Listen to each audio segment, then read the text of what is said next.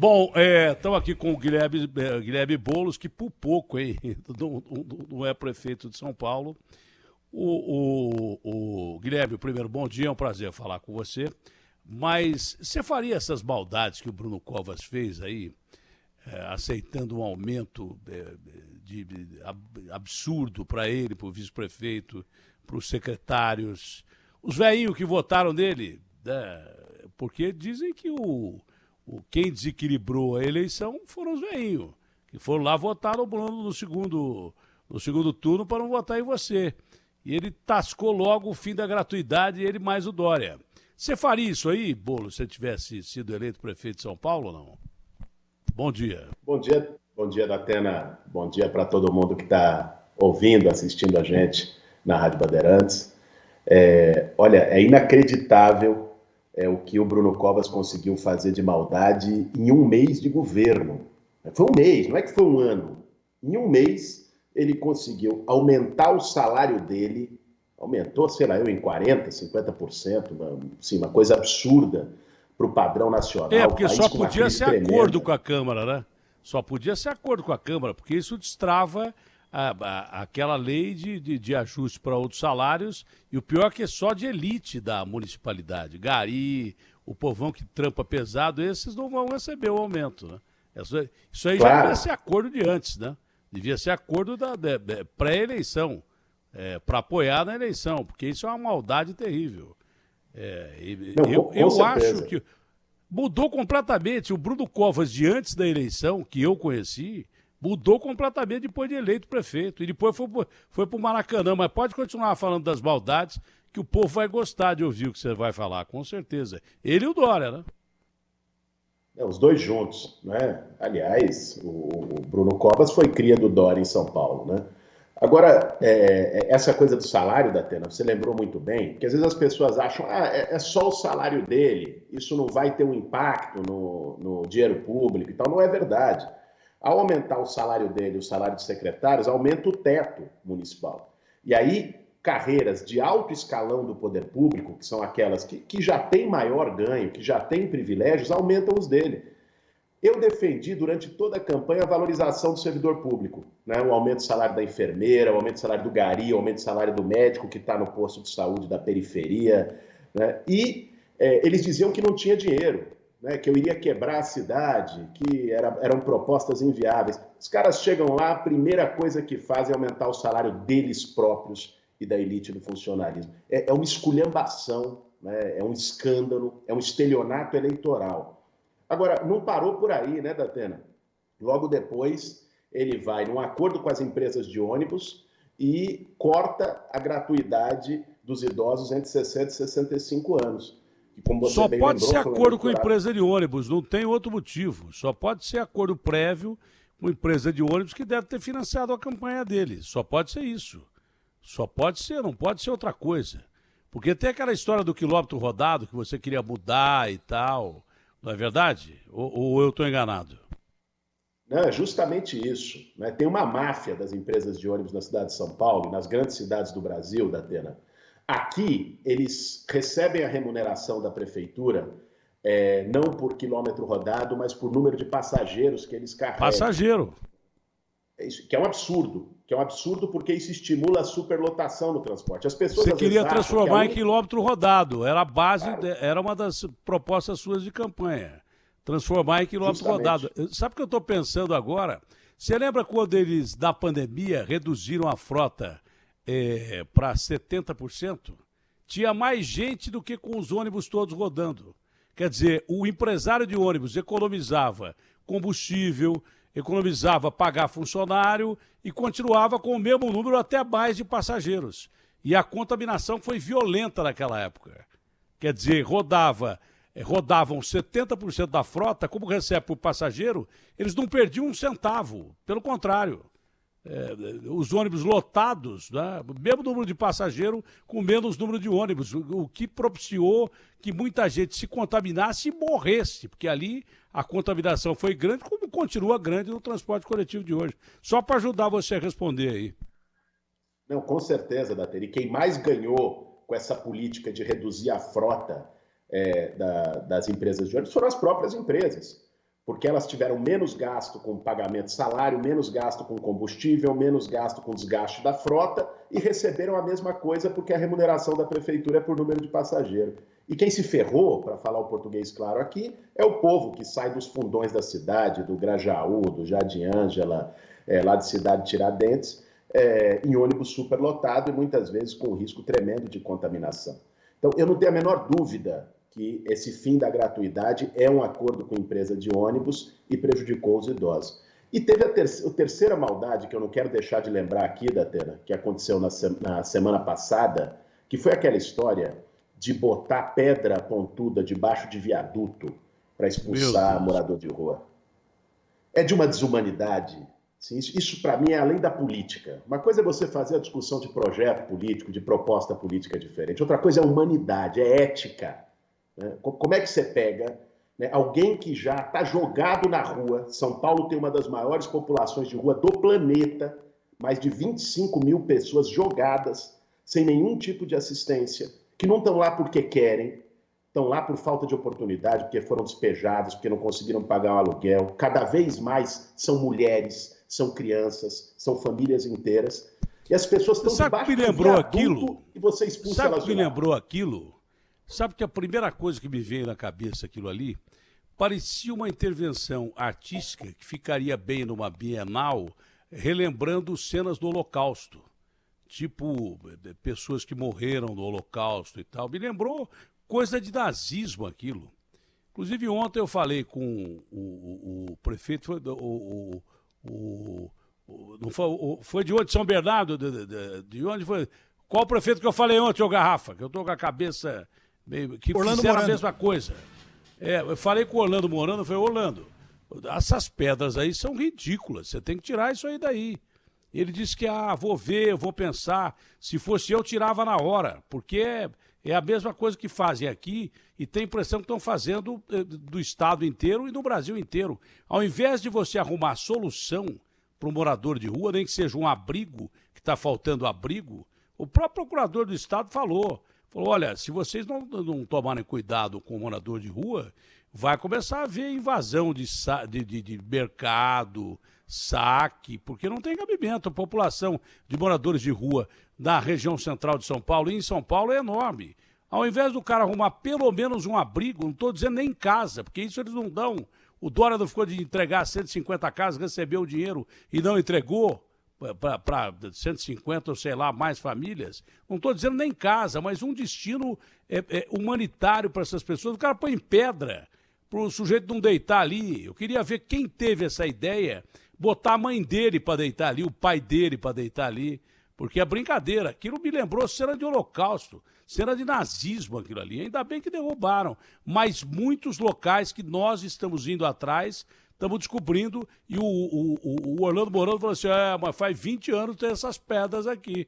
Se faz 20 anos é mais motivo para tirar, e eu tirava agora, eu ia lá tirar. Eu pegava um carretão daquele lá, uma máquina daquela lá, e ia lá e tirava. Aquilo você lembrou muito bem, foi uma coisa triste demais. O Bruno voltou completamente diferente, porque é impossível que ele não soubesse disso, ou não? Eu com certeza sabia, Datena, essa história de que fizeram sem eu saber, sem autorização, isso não existe, né? E, aliás, esse não é o único caso em São Paulo. Essa é uma política que tem sido feita, uma política higienista, uma política de exclusão, uma política desumana.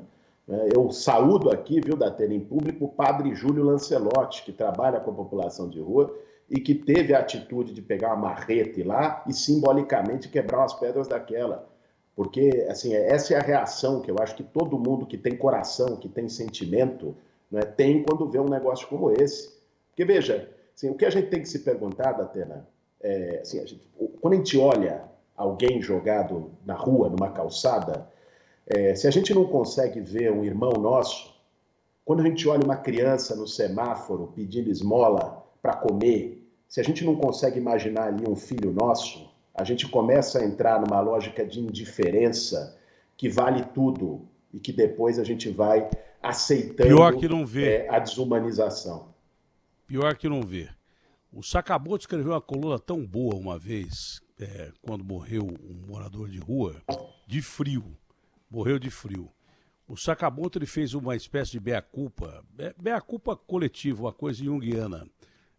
Meia-culpa coletiva, porque isso não é um cara, não é um indivíduo, é a sociedade. Ou o cidadão da sociedade, só estou falando para todo mundo e me incluindo também. Todo mundo. O cara passa, esse cara, por isso que são chamados de invisíveis. Ou você não vê, ou você faz questão de não querer ver. Fala assim, puxa, já pensou? Isso é do subconsciente, não é nem questão de caráter. É de caráter também, porque eu vejo por outro lado a colocação das pedras. Né? Ali eu não vejo excesso de coração do padre Lancelotti. Ali eu vejo cidadania do padre Lancelotti. Eu vejo a falta de coração que ele colocou a pedra ali. Né? Mas o cidadão de rua ele é ignorado. Se é ignorado pelo povo, até pelo cara que é gente boa. Pode ser um baita cara gente boa, mas o subconsciente do ser humano é não querer estar ali. Então ele pensa assim, poxa, eu não quero estar aí, não vou nem olhar. Né? Então o Sakamoto fez o meia-culpa e falou, olha, eu passava todo dia daquela esquina, eu observava o cara, mas não olhava o cara. Eu não sabia quem ele era, não parei para perguntar se ele tinha alguma necessidade e tal. Só fiquei sabendo o dia que ele morreu de frio. É assim que a sociedade vê o morador de rua. De uma forma geral. Sabe aquela culpa coletiva, que é a mesma coisa da violência da turba. A turba, quando vai atacar alguém, pode ser engenheiro o cara que está no meio da turba, pode ser médico, pode ser gari, pode ser quem for, pode ser um pai de família legal pra caramba. Mas no meio da violência, a violência fica diluída no meio da turba. A mesma coisa é a sociedade em relação ao cidadão que está na rua. Não olha, não vê. Estou dizendo via de regra, porque tem cara que nem é de ONG, não vou dizer ONG, que vai lá e ajuda, que vai lá e dá cobertor, que vai lá e ajuda mesmo. Um dia eu estava mostrando isso num frio desgraçado, o cidadão saiu e chegou com uma caminhonete cheia de cobertor. Eu falei, pô, deve ser algum empresário e tal. O cara estava desempregado. Ele vendeu não sei o que para comprar o cobertor e lá dá o cobertor. Mas, via de regra, a sociedade faz o que o governo faz. Finge que não vê. Não, você não tem a dúvida, Datena. Você tem uma indiferença coletiva que foi sendo construída, e quando se bota a pedra debaixo de um viaduto, quando se bota rampa, isso já vem desde longe lá em São Paulo, botaram naquele acesso da Doutor Arnaldo com a Avenida Paulista, quando se faz, como se fez aqui na cidade com alguns condomínios fechados, a lixeira anticatador, aquela lixeira fechada com cadeado para impedir que o trabalhador da reciclagem possa ir lá fazer o seu trabalho. Isso é uma expressão da indiferença coletiva. Agora, cabe ao poder público não fortalecer essa indiferença. Cabe a quem está no governo combater essa indiferença. Né? E o que o Bruno Covas fez, e o que o Dória fez, porque no governo dele, quando foi prefeito de São Paulo, teve o episódio de jogar água em morador de rua, né, lá na Praça da Sé, é fortalecer, legitimar essa indiferença. O que o governo deveria estar fazendo, eu estaria fazendo se tivesse sido eleito, Datena, é uma política de acolhimento e de moradia para essas pessoas. A prefeitura tem dinheiro para isso, tem todas as condições de fazer, né, um acolhimento solidário, um acolhimento humanizado, colocar essas pessoas em lugares decentes e fazer moradia popular. Né? Você até noticiou na semana passada a manifestação que teve de movimentos sociais, porque o Dória congelou o investimento da Secretaria de Habitação e descumpriu o acordo para a construção de moradia popular para as pessoas. Isso está na contramão. Que ele assinou, né? Se a gente olhar, assinou. Porque, olha, tem uma coisa, Datena, isso não é só da política, é da vida. Palavra tem que ser cumprida. Se você se compromete, você cumpre. Então, assinar coisa e ficar dando volta depois, ainda mais quando é uma coisa que não é de interesse individual, é de interesse coletivo, é casa para as pessoas, mexe com o sonho, mexe com a expectativa de muita gente, né? Você tem que ter dignidade e cumprir os acordos que você faz. Agora, ainda mais num momento como esse, Datena, nós estamos com 14 milhões de desempregados no Brasil. É o maior nível de desemprego da série histórica, desde que o IBGE mede. Nós estamos com 5 sem milhões auxílio emergencial, desalentados. sem auxílio emergencial. Cortaram o auxílio emergencial, que atendia 68 milhões de pessoas. Veja, e aí você acaba com a gratuidade do aposentado. É brincadeira. e acaba com política habitacional, porque muita gente usava a parte do auxílio para isso pagar nunca aluguel. teve. Política habitacional nunca teve. Agora o que está tendo de despejado na rua não está no gibi. No auge da crise, você corta a gratuidade, já que ele disse que não precisa mais, não vai ter corte de energia elétrica, de gás e tal, a energia elétrica já vai aumentar, parece que amanhã. Devia ter o corte de despejo. Durante um período não podia despejar, porque tem gente que não tem condição nem de comer. Vai pagar aluguel como? Como é que vai pagar aluguel? Só que você fala sobre isso, o cara quer te matar. Porque tem muita gente que tem casa alugada. E tem os coitadinhos que alugam uma casa para poder sobreviver também. Mas, e quem mora na casa e não vai poder pagar? Vai ser jogado com a família, com filho, com papagaio, com mulher, com cachorro na rua? Mas esse é justamente o momento, Datena, que tem que ter poder público. Que você não pode deixar simplesmente na relação entre o cara que está alugando, o cara que está vivendo na casa. O poder público tem que intervir.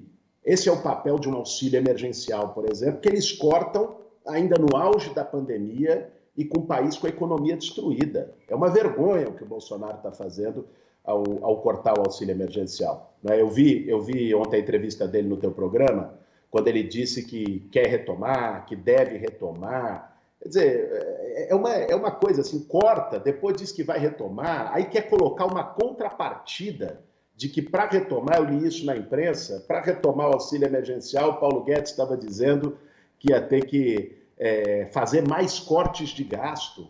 Quer dizer, ele quer transformar o auxílio emergencial numa extorsão para retirar direitos, para cortar mais investimento público no momento que mais precisa disso. É um escárnio. Se cortasse gasto de político que leva vantagem para caramba, porque o que custa um deputado, um senador, com todos os penduricalhos, aí sim. Mas o Paulo Guedes eu disse ontem de novo para o presidente da República. O Paulo Guedes, ele governa achando que ele é ministro dos Estados Unidos, da China, das maiores economias do mundo. Ele ainda não percebeu que ele governa para um país desigual, que tem uma baita de uma economia forte, né?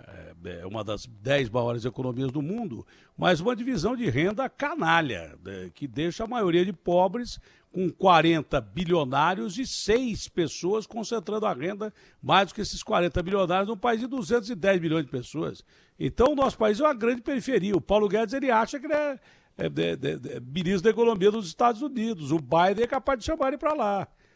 Ou então da China, que é a segunda maior economia, talvez hoje seja a primeira. É o pior momento. Não tem pior momento para você fazer maldade contra o povo do que esse. E eu não entendi realmente essas atitudes do Bruno, que é um cara que eu gosto, que eu respeito, mas deve ter tomado alguma coisa diferente. Porque ele voltou, parece o Dr. Jekyll, que uma hora é monstro, outra hora é gente boa. Então ele voltou completamente diferente. É o pior momento. Ele disse que ia governar para o povo, está governando contra o povo. Isso não tem cabimento. Eu sou obrigado a fazer essa crítica. Eu continuo gostando do cara, continuo gostando. Mas está tomando umas atitudes absurdas, grotescas, ridículas e inaceitáveis. Tá? E daí por diante. Bom, mas conversando sobre eleições, você deu uma declaração que não é um momento para o Lula começar, por exemplo, a determinar candidato. Ele convidou o Haddad e disse que o Haddad vai começar a viajar pelo país já para 2022. A esquerda não faz o jogo do adversário fazendo isso, se desunindo logo a princípio? Olha, Datena, eu acho que todo partido tem direito de fazer o que quiser da sua vida, né? De lançar candidato, de tomar posições e tal. Agora, o PT tem, o PSOL tem, todos os partidos têm. Mas nós temos que compreender que nós estamos num momento muito grave da vida nacional. Nós estamos num momento em que o Brasil lida muito mal, é um dos piores países do mundo para lidar com a pandemia do coronavírus. O tema da vacinação é a expressão disso, né? Um governo trabalhando contra a vacinação. Nós temos um momento de uma crise econômica brutal, como a gente falava aqui, e com o fim do auxílio emergencial, nós podemos levar o país a um caos social, a uma convulsão. Né? Se não se resolver isso de alguma forma, se não voltar algum tipo de auxílio com o número de desempregados que a gente tem no Brasil, Mas nós podemos ter cenas de saque, de violência na rua, de caos social, ainda em 2021 no país. Num momento como esse, eu acredito que o papel da oposição, o papel da esquerda, é buscar sentar numa mesa, identificar unidades, convergências de projeto, né, e tentar atuar conjuntamente. Eu acredito que o debate de nomes, é evidente que ele tem que ser feito numa eleição. Você lança candidatos numa eleição. Agora, o debate de nomes, ele é o ponto de chegada e não o ponto de partida. O ponto de partida é você sentar, buscar uma unidade para pensar um projeto de reconstrução nacional para o Brasil, pensar quais são as melhores formas e táticas para derrotar esse desgoverno que nós estamos vivendo e, de forma unitária, buscar uma metodologia para definição de nomes. É isso que eu defendo, é assim que eu me expressei, mas é evidente, né? Eu respeito as decisões de cada um. Eu sou do PSOL, né? O Lula e o Haddad são do PT, eles têm o direito de definir as táticas que acharem melhores para o partido deles. Você tem amizade e respeita muito o Lula, eu sei disso. Mas o Lula foi apressado em tomar essa decisão, independente de partido, porque se fala em frente. Do outro lado, do lado da direita, a frente que existia contra o Bolsonaro, ela rachou com as eleições para o Congresso. A frente se desfez. Caiu que nem castelo de areia na primeira onda. DEM, PSDB, já era. Você não pode acreditar mais nessa aliança, inclusive o ACM pode ser até vice do Bolsonaro ou está se aproximando do Bolsonaro, dependendo da situação. Além de ser destruída a aliança que seria pró-Dória, por exemplo, complica a situação do Dória dentro do PSDB e tudo favorece o Bolsonaro. Se a esquerda rachar, aí o Bolsonaro tem o quadro ideal. Você acredita que dentro desse aspecto, mesmo gostando e respeitando, o Lula foi apressado em tomar essa decisão de pré-lançar o Haddad e pedir para que o Haddad corresse já o Brasil para consolidar a sua candidatura? Atena, quem sou eu para ficar dando conselho para o Lula para dizer o que ele deve fazer, o que ele não deve fazer? Agora, eu acredito que o melhor que a esquerda pode fazer nesse momento é buscar pontos de unidade, se de fato a gente leva a sério a gravidade do momento que a gente está vivendo. Eu levo. Eu acho que nós estamos o país está num abismo, o país está sem rumo, o país está sem governo, no meio da maior crise da nossa geração, que é a pandemia do coronavírus, no meio de uma crise econômica profunda. E aí eu, Datena, nunca estaria num processo eleitoral ao lado do Dória. Né? Eu acho assim, esse negócio, essa contradição também entre o Dória era Bolsodória até 2 anos atrás. Ele faz o que a conveniência eleitoral determina para ele. Essa turma da dita centro-direita e tal, no fim do dia, como ficou muito claro na eleição da Câmara, uma parte deles vai com Bolsonaro a depender da oferta que foi feita. Né? Então, assim, eu acredito que a esquerda tem um papel de apresentar um projeto para o Brasil. Não é só simplesmente ser anti-Bolsonaro, o que é preciso, né, pelo que o Bolsonaro representa. Mas pensa uma coisa, Datena, faz 5 anos que o Brasil está apostando numa política econômica, que é a política dos cortes, que não é cortar privilégio de ninguém, pelo contrário, é cortar dinheiro do SUS, é fazer teto de gasto para a educação, né, é cortar investimento público, é cortar direitos sociais. E eles venderam a ideia de que se você cortasse, você ia reduzir o déficit, né, o país ia entrar num bom caminho, ia atrair investimentos privados, ia gerar emprego no país. Faz 5 anos que está nessa cantilena, Datena. O que aconteceu é que a dívida pública do país saltou de 76% para 100%, aumentou a dívida, o déficit se mantém e destruíram a economia brasileira. Fizeram a reforma trabalhista dizendo que ia gerar emprego. Nós estamos no maior índice de desemprego da série histórica. Fizeram a reforma da Previdência dizendo que isso ia gerar um bom ambiente de negócios e as empresas iam investir. Quem é que está investindo no Brasil? Olha a Ford saindo do Brasil. Aliás, eu sempre defendi taxação de grandes fortunas, porque eu acho que quem tem que pagar a conta no momento de crise é quem tem mais. O que eles disseram, não, se taxar grandes fortunas, as empresas vão embora, né? O investimento vai embora, vai ter fuga de capitais. Olha a Ford, Datena, a Argentina fez taxação de grandes fortunas. A Ford foi fazer uma revisão de plantas na América Latina. Se manteve na Argentina, que tem taxação, e saiu do Brasil. Porque não é isso que define se vai ter investimento ou não. O que define se vai ter investimento de uma empresa num país ou não é ter demanda, é ter gente com dinheiro no bolso para consumir. E isso se faz também com investimento público. Isso se faz com auxílio emergencial, com renda básica, colocando dinheiro na economia, contratando obras de infraestrutura, contratando obras de moradia. A conta é muito fácil. Se o Estado sem mercado investe, não tem para quem você vender. Você vai fabricar carro para vender para quem? Cara que não tem dinheiro para comer, pô. Não tem dinheiro para andar de ônibus, vai vender para quem? O mercado é que determina o investimento, né?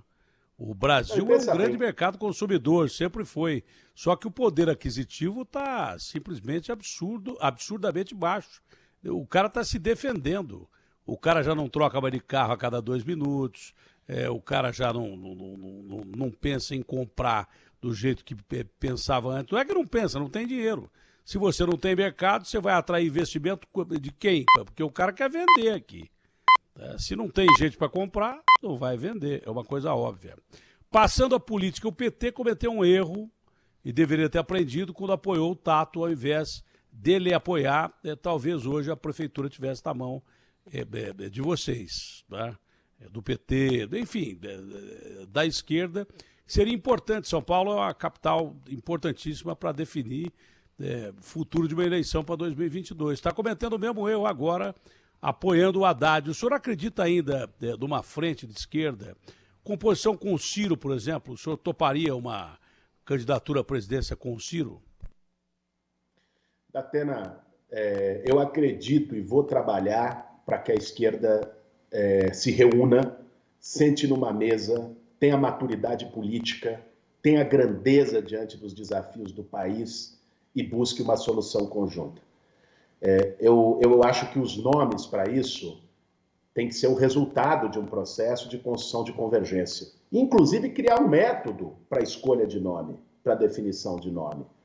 É natural que na política você tenha vaidades, interesses pessoais e, claro, disposição de representar um projeto. Isso é natural. Agora, eu não acho que isso tenha que ficar à frente da necessária unidade que nós precisamos construir. Eu acho que o Ciro tem que estar nessa mesa, o Haddad tem que estar nessa mesa, outras lideranças políticas do campo de esquerda têm que estar nessa mesa para buscar convergência. Eu vou trabalhar para isso.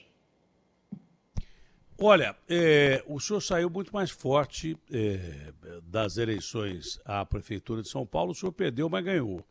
Saiu como um grande nome da esquerda brasileira depois das eleições de São Paulo. Um dos grandes nomes da esquerda brasileira. O senhor saiu bem maior do que entrou. O senhor tem 2 opções, né? Candidato ao governo de São Paulo. A gente não tem tanto nome assim como candidato ao governo de São Paulo. Tanto que estão falando do Alckmin de novo e daí por diante. A gente não tem tanto nome assim. Então o senhor poderia ser candidato ao governo de São Paulo com chance de vencer ou então candidato à presidência da República. O senhor já se decidiu? O senhor é candidato à presidência da República ou não?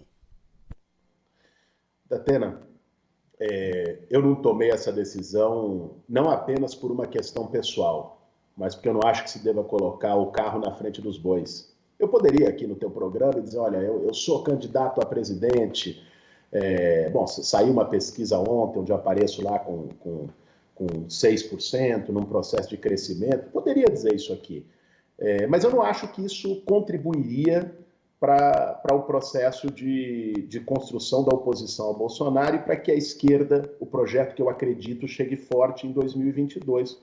Né? É possível que eu seja, evidente, eu não vou ser hipócrita aqui de descartar, dizer eu não vou ser candidato a presidente, eu não vou ser candidato a governador. Isso o senhor tem mais vontade de ser candidato? Vou mudar a pergunta. O senhor teria mais propensão e vontade a ser candidato à presidência da República ou ao governo de São Paulo? Mudando um pouco a pergunta. Datena, eu acho que o debate nacional, eu já fui candidato a presidente em 2018, né? O debate de projeto de país, de projeto de futuro, me atrai muito. Me atrai porque a presidência da República, o governo federal, tem muito mais margem de manobra para mudar as coisas, para virar o jogo no país, do que um governo de Estado, que tem mais limitações, né, que não pode fazer alteração legal, que não pode fazer, por exemplo, uma reforma tributária, que não pode fazer uma reforma política que enfrente de verdade a corrupção no país. Essas atribuições são atribuições federais. Então, é evidente que a disputa no plano nacional, que é uma disputa de projeto de país, de rumos do nosso país, ela dá uma maior perspectiva de mudança do que a disputa estadual, né? Mas eu também não descartaria fazer essa disputa aqui no nosso estado, no estado que eu nasci, no estado que eu vivo, como fui candidato a prefeito de São Paulo. A política não depende apenas dos nossos desejos, né, e das minhas opções, das minhas inclinações, né? A gente faz aquilo que é necessário no momento, inclusive buscando a unidade, né? Eu posso dizer aqui, eu gostaria de ser candidato a presidente da República, vou lançar o meu nome. Eu acho que isso contribuiria ainda mais para dividir, para pulverizar a esquerda num cenário que a gente precisa de unidade. O Lula é um cara esperto e gosta muito do senhor. Não há dúvida que o Lula é um articulista político. Que ele se deu mal quando ele lançou a Dilma e achou que a Dilma ia ceder a vez e não cedeu. Mas ele é um grande articulista político, isso não há dúvida, né? Será que ele não lançou o Haddad para talvez num desgaste do nome do Haddad em pesquisas ou coisas parecidas, de repente fechar com o senhor numa frente ampla mais à frente? Será que esse é o pensamento do presidente? Porque não há dúvida, o senhor gosta do presidente, o presidente gosta do senhor. Eu tenho o maior respeito pelo Lula, Datena, tenho carinho por ele. Dizem que no fundo ele tem vontade de apoiar o senhor mesmo. Já queria fazer isso nas eleições municipais aqui. Pois é, enfim, nós temos uma relação pessoal e política de muito respeito e temos naturalmente diferenças. Tanto é que eu sou do PSOL, ele é do PT, temos diferenças políticas. Agora, o que eu acho é que o Lula, isso não é o que eu acho, ele disse isso, essa é a posição inclusive oficial do PT e do próprio Fernando Haddad, é que o Lula também espera ser candidato em 2022, né, Datena? Espera que haja uma revisão da condenação dele pelo Supremo Tribunal Federal. Era a próxima pergunta. Com a suspeição Está sendo analisado no Congresso, do Supremo, né? Inclusive o ministro Gilmar Mendes foi o primeiro a me dar entrevista aqui, acho que foi semana passada, segunda-feira passada, que depois dele responder sobre a pergunta que eu tinha feito, eu fui mais incisivo e falei, ministro, responda de uma forma direta. O senhor não acha que o Lula ainda pode ser candidato a presidente? E ele respondeu da seguinte forma, queria até que a gente repetisse aí, mas é difícil achar, não sei se é difícil achar, mas se achar, o Garrafa, é a última pergunta. Mas ele respondeu assim, o Datena, você já viu aquele jogador de futebol que para de jogar e volta? Tem muitos casos. Você viu o político que deixou a política e volta à política?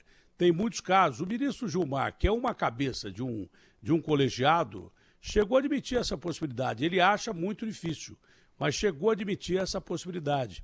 Mas o senhor acha que o Lula, por exemplo, no caso que está sendo julgado, por todos os vazamentos, aqueles diálogos do Moro com os procuradores do que é chamado Vaza Jato, o Lula deve ser inocentado no caso do Triplex e depois vira pirâmide, né?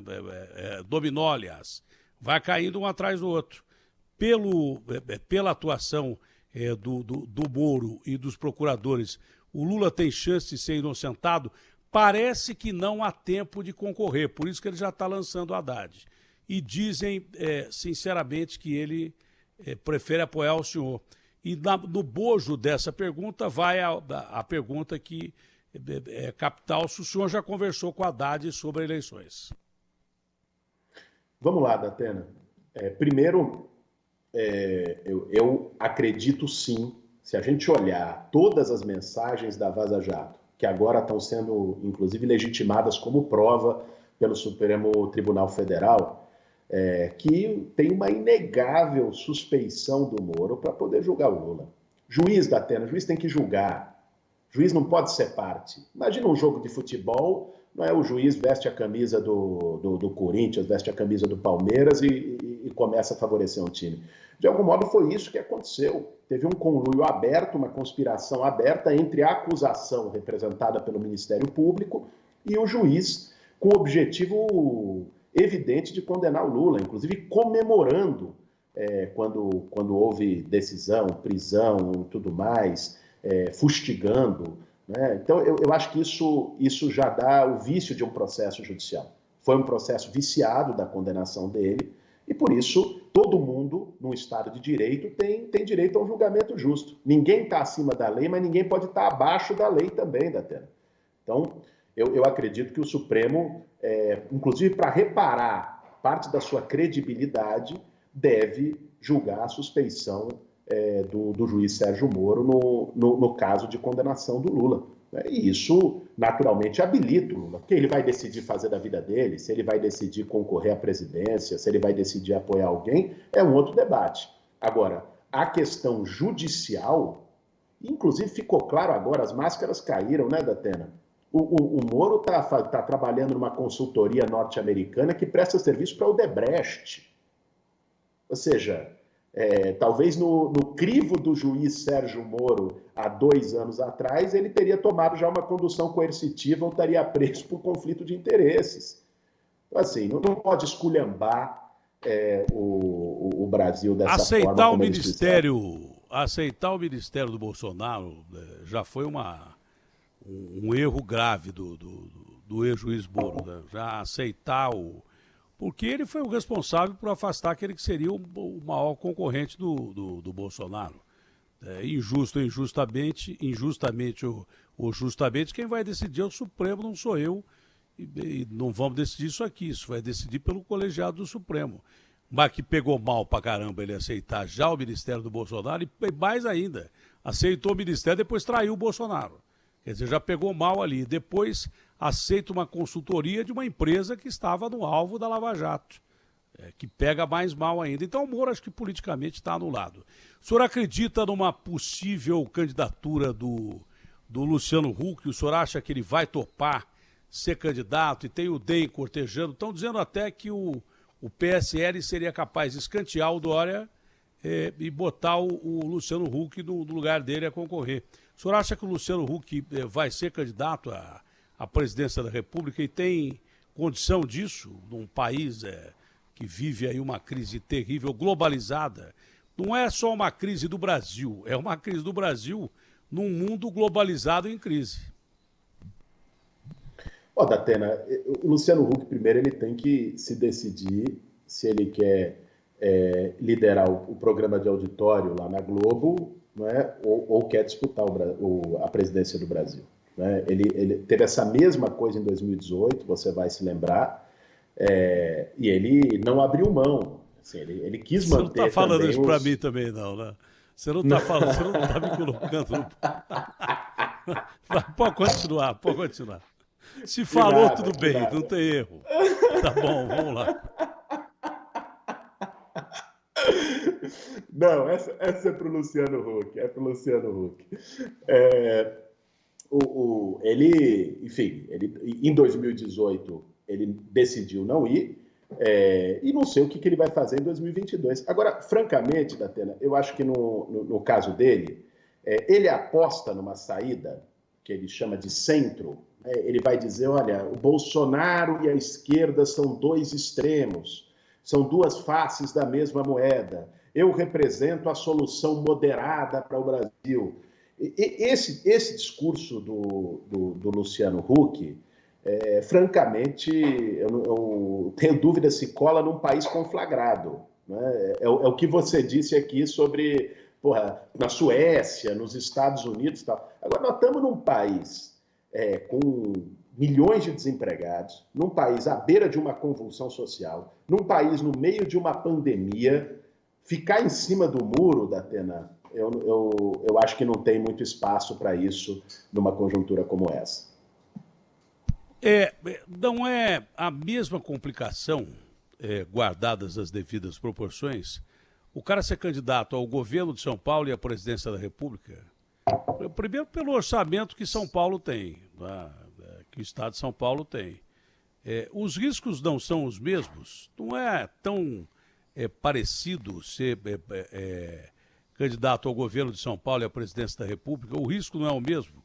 Não valeria a pena tentar o sonho maior?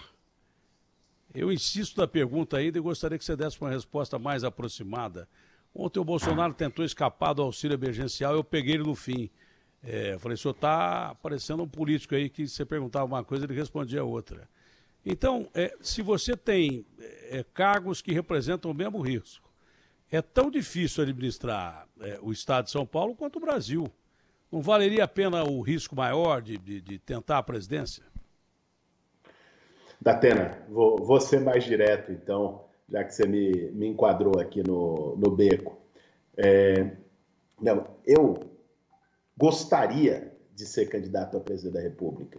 Eu acho que isso permite, a candidatura à presidência da República, o debate nacional, ele permite uma discussão de rumo de país. Ele permite que a gente paute a crise de destino que vive o Brasil, que a gente apresente um projeto de reconstrução para o país, um projeto de desenvolvimento para o país em outros moldes, com um novo modelo, a pauta do combate à desigualdade como centro. É o que eu gostaria de fazer. Agora, eu não posso tomar uma decisão individualista num momento como esse, Datena. Eu acho que o momento do país é muito grave, ele exige que a gente tenha responsabilidade, exige que a gente tenha paciência histórica, exige que a gente tenha grandeza.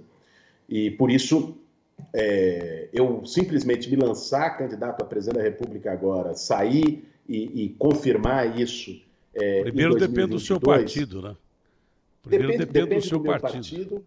E acho que depende também de uma disposição de construção conjunta com demais partidos do campo de esquerda e da oposição. Eu acredito que a unidade deve ser a nossa primeira aposta. Se ela não der certo, bom, aí vamos discutir que caminhos vamos tomar. No caso de uma reabilitação, digamos que do Lula, como candidato plausível, legal, o Lula foi inocentado num cenário como esse. O senhor aceitaria compor uma chapa com o Lula, ele como cabeça de chapa, o senhor vice-presidente, ou prefere... Isso é num terreno hipotético. Ou o senhor acha que o PT está se isolando mais, como sempre foi característica do PT, e o PSOL tem mais capacidade para se unir a outros partidos de esquerda? Datena, esse é um debate que passa principalmente por uma decisão do meu partido, né? Por uma decisão que o PSOL vai tomar sobre a sua participação nas eleições de 2022. Agora, todas as alternativas, todas as hipóteses num momento como essa, elas têm que estar abertas. As hipóteses que eu digo de unidade, de composição, né? Não se pode simplesmente ficar desfilando protagonismos, né? Essa é uma postura muito abaixo da responsabilidade histórica que o momento exige da gente. Nós estamos numa crise profunda no país, nós temos um desgoverno, nós temos 230 mil mortos, nós temos uma crise social, nós temos uma crise econômica, o país está numa encruzilhada.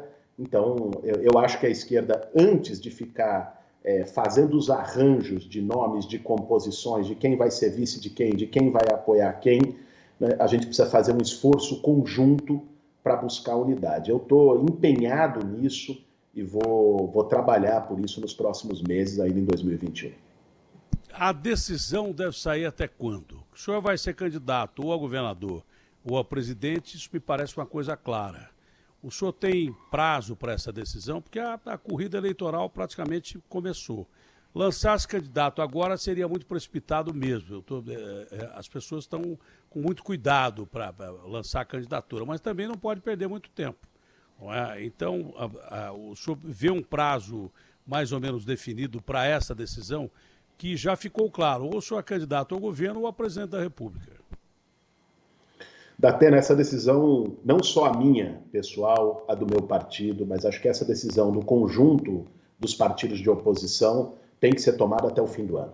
Nós temos que entrar em 2022 com um bloco na rua, com uma definição clara de nomes, de composições possíveis e com o andamento da campanha pelo país. Acho que nós temos que olhar ainda 2021, que vai ser um ano crítico, e em 2022 entrar com essa definição fechada. Essa é a minha expectativa. Vai ser uma disputa, acredito que acirrada, não sei se tão dividida como foi a última eleição. O senhor acredita que aquela polarização que houve do Bolsonaro contra a esquerda definitivamente vai existir agora ou não? Não vai ser tão polarizado, vai ser mais diluída essa eleição para 2022? Eu acredito que vai ser, sim, uma eleição bastante polarizada, porque o país está polarizado. Mas os termos da polarização e o ambiente das eleições vão ser diferentes de 2018. Isso nós já percebemos em 2020, Datena. Em 2018, você vai se lembrar bem, o Bolsonaro surfou na onda da antipolítica. Né? A onda, aliás, que foi muito alimentada pela própria Operação Lava Jato. Né? O Sérgio Moro criou as condições para a eleição de alguém como o Bolsonaro. Ninguém presta, política é tudo igual, é tudo a vala comum. E ele se vendeu como alguém de fora da política. Estava há 30 anos lá, mas se vendeu como se fosse alguém de fora, que ia mudar tudo que está aí, não sei o quê. Depois de 2 anos de Bolsonaro, uma parte importante do povo brasileiro, inclusive do eleitorado que chegou a votar nele, já percebeu que aquilo era conversa mole, né? Porque antipolítica ele está ali no colo do Centrão, né? Aliado com quem sempre teve em todos os governos no Brasil. Né? Vamos mudar tudo que está aí, acabar com a corrupção, pelo amor de Deus. Né? Rachadinha, todos os esquemas, o toma lá da cá no Congresso, tá tudo ali, né? Não mudou nada. Vai resolver a crise econômica, olha a situação econômica do Brasil, né? No abismo. Então, eu acho, isso já aconteceu em 2020, que o próprio povo brasileiro, apesar de ser uma eleição polarizada, do ponto de vista de ter 2 projetos opostos muito claramente, né? O povo brasileiro agora vai ter mais disposição de discutir projeto. Em 2018, Datena, foi uma eleição marcada pelo ódio, foi uma eleição tóxica, marcada pelo medo. Eu fui candidato e vi isso. Só isso. Não tinha debate de futuro e de projeto de Brasil. Acho que 2022 vai ter espaço para isso. Bom, para encerrar, mesmo com o desgaste da presidência, e qualquer um se desgastaria, claro, principalmente um cara polêmico que nem o Bolsonaro, mesmo com o desgaste da presidência, o presidente tem a máquina do governo na mão e tem 32% de aprovação, segundo pesquisa da XP, com uma reprovação de 46% ou coisa parecida, 43%, mas 32% de aprovação, que ele considerou boa. Caiu só a imagem ou caiu o som do Boulos também, hein? O som, você está me ouvindo, Boulos? Estou te ouvindo bem, travou. Então, travou a imagem também, tá? Ninguém quer ver a cara da gente, quer ouvir o conteúdo. Tá, então é no meu computador aqui. Então é por isso que eu não gosto desse negócio de Skype. Bom, enfim, apesar do desgaste do cara ser presidente durante uma pandemia, claro que é o desgaste natural, mas ele continua com 32% de aprovação, não é? E ele é o cara a ser batido, principalmente pela esquerda, porque você não acredita que o centro tenha muito espaço nessas eleições? Atena, o que eu vejo hoje, pela situação do Brasil e pelo que a gente viu, inclusive, nas próprias eleições da Câmara dos Deputados e nas consequências, a declaração que você citou do presidente do DEM, do ACM Neto, pelo cenário do país, é que nós vamos ter, em 2022, um embate fundamental entre esse projeto de extrema-direita representado pelo Bolsonaro e a esquerda. Eu acho que esse vai ser o embate que vai ser o embate principal de 2022. Alguns falam, mas aí vai reeditar 2018 e o Bolsonaro vai ganhar de novo porque as pessoas têm um sentimento contra a esquerda. Eu não acredito assim, não vejo dessa forma. 2018 foi, como nós dissemos aqui, uma eleição marcada por ódio, uma eleição marcada por medo, uma eleição marcada por antipolítica, né, com um caldo de antipetismo muito forte naquele momento. 2022 nós vamos ter tido 4 anos de Bolsonaro, nós vamos ter tido uma pandemia no meio, um cenário, o Brasil crítico, esse discurso antipolítica totalmente desmoralizado. Eu acho que há todas as possibilidades de, apresentando um projeto sólido de reconstrução nacional, de combate às desigualdades, de defesa da democracia, da esquerda ganhar as eleições em 2022 de Jair Bolsonaro. Guilherme, muito obrigado, um forte abraço à família, foi um prazer falar com você, tenha um bom dia, fica com Deus e saúde acima de tudo. Foi um prazer falar contigo. Obrigado, Datena. Obrigado pelo convite, obrigado a todos que nos acompanharam aqui na Bandeirantes. Forte abraço para você. Abração. Aqui no microfone democrático da Rádio e Grupo Bandeirantes, você ouviu o Guilherme Boulos, provavelmente candidato a presidente da República, pelo que eu senti, né, Agostinho?